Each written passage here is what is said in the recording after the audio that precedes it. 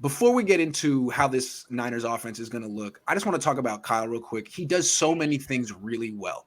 A lot of teams would love to have Kyle Shanahan, and it does seem like his vision, along with his father's vision for what offense should be in the NFL, is kind of dominant right now, which is a testament to them.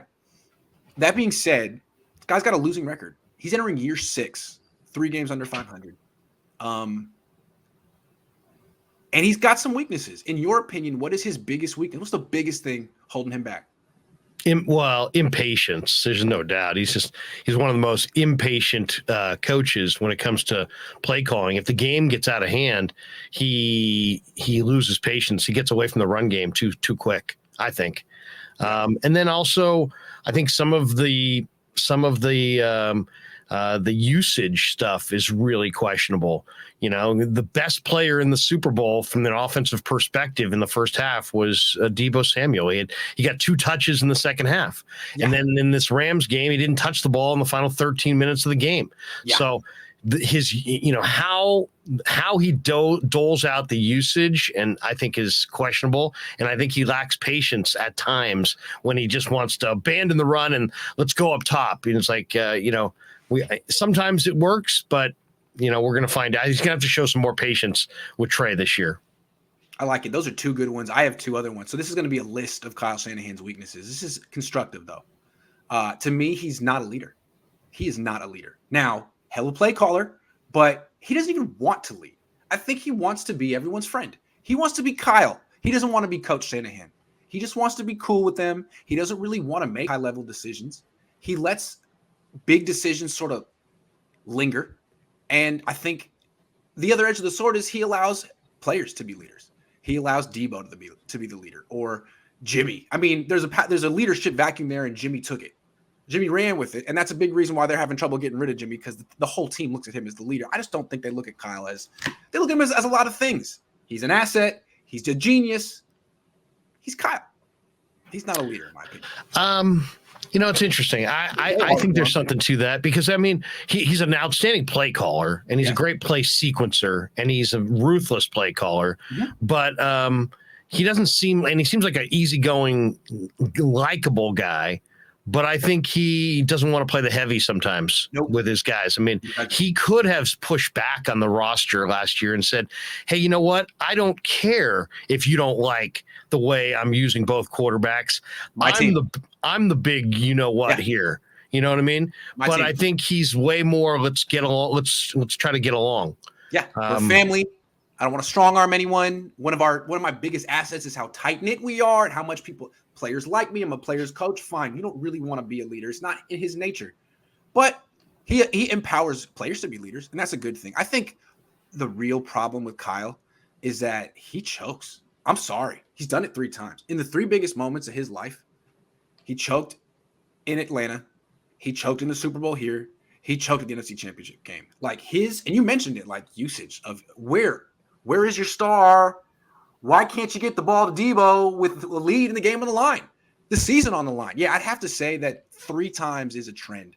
And now he's got a label as a choker. And now he's going to have to prove that, he's not that at this point. Well, he goes away from the run too fast. I mean, almost every example that you just cited there, if they had run the ball a little bit more, they would have won.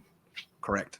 So I don't know. I think that as far as he, I don't know how I think he's good at getting a lead, but I don't know that he's done a lot of thought in exactly how he wants to coach with the lead. So, like, how do you finish out the game? Mm-hmm. Do you finish out the game by continuing to throw? I think, this Davis Price back, I think, is a big indication that how they want to finish games. Great call. Finish games running it between the tackle, but they need somebody who's more dynamic than the guys they got, because the guys they got aren't doing it. Who's more bruising and more tiring to tackle than Elijah Mitchell? And they had Deebo Samuel, but you can't ice games with your wide receiver, right? Especially not anymore. You know, No. I don't know. You could have, and you probably still could, but I don't think he really wants that moniker. I think that's a big part of the beef. I think is that he doesn't want to finish games as this dynamic between the tackles guy, especially at the end of games. At the end of games, everybody knows you're running out the clock. That guy's going to take some pounding. So I think I think there's an uneasiness about Kyle about his play calling when the Niners have a lead in the second half, and he's not really sure. Do I keep the foot on the gas pedal and keep airing it out, or do I run the ball? And if I run the ball, do I run it with obvious runs, or do I try to fool them? I mean, it seems like his run game works so much better when he doesn't have the lead.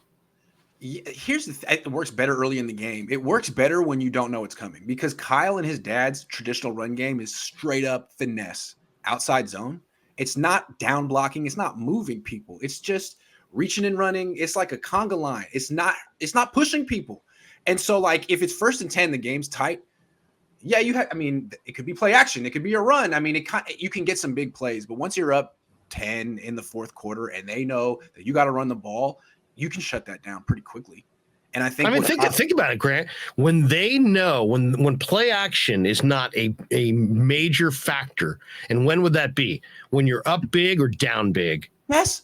Then all of a sudden they can't run. They cannot run. They can't run when they have a lead and they're trying to run out the clock. They can't run when everybody knows they have to run. Those are the two areas. It's a very phantom type run game. When he has play action, Greg Cosell talked about this with us for years. His play action, his run pass fusion is as good as anybody in the league. He will show you the exact identical look that you think he's going to throw it from, and then he runs it. And so when he creates that indecision, he's masterful. But when everybody in the joint knows he's going to run, exactly. Can't run. Right. And in the past, too, like Kyle especially was obsessed with scat backs.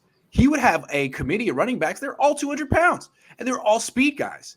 And, again, like when he was in Atlanta, both Devontae Freeman and Tevin Coleman were shut down the second half because they're not that kind of run. They're not like built like Leonard Fournette. All of a sudden, Kyle's pivoting, trying to get bigger running backs. Boom, Ty Davis Price. It seems like at least an acknowledgement that he wasn't built to close out the biggest games of his career. And now really his running game is going to be a lot different. You got an 11-on-11 running game now with bruisers coming downhill. It'll be interesting. It is interesting. Can they run out the clock when they need to run out the clock? Can they run the ball when everybody knows they're going to run it and when they don't have play action? Because if you can't do that, then I don't think you can win the Super Bowl, unless you have a top 5 quarterback. And the Niners don't have that either. So, but that makes TDP look good, because you know what? You do need – I've heard many coaches talk about this through the years. If you're going to be able to run out the clock and finish games, you got to have a 220-pound back. You cannot do it with a 200-pound back. He was 220. That's right. 225, 230 maybe. Right. Yeah, that's right. I remember my dad telling me a story he loves about Bill Walsh. My dad doesn't know that much about or didn't know that much about football, and he was watching film with Walsh back in the 80s. Walsh used to let him in, and they're running the ball a lot in the second half. Walsh was famous for passing. My dad's like, "Why are you running the ball?" Bill's like, "Because we're winning in the second half. That's football. It's football. We're trying to win.